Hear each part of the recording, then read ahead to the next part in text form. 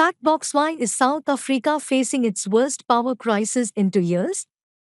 South Africa is facing its worst power cuts in 2 years this week as state utility Eskom implements stage 6 outages, meaning at least 6 hours without power a day for most South Africans.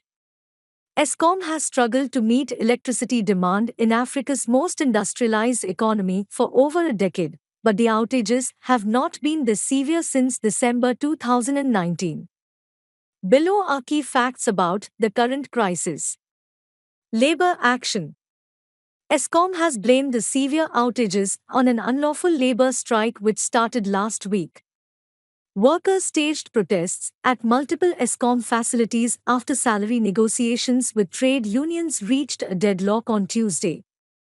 On Monday night, 10 generations units broke down, and Eskom said it was only able to restore 3 to service as the strike continued.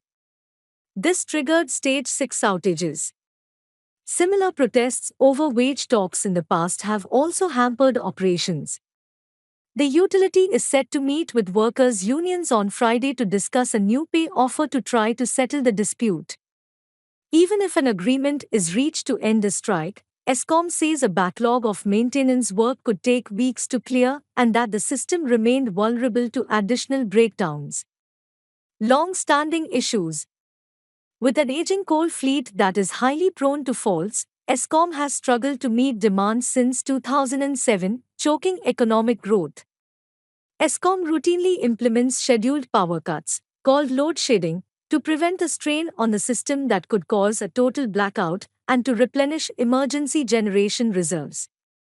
Already burdened with unsustainable debt levels, its unreliable coal-powered plants force it to spend large amounts on diesel for backup generators while its tariffs are not yet cost-reflective.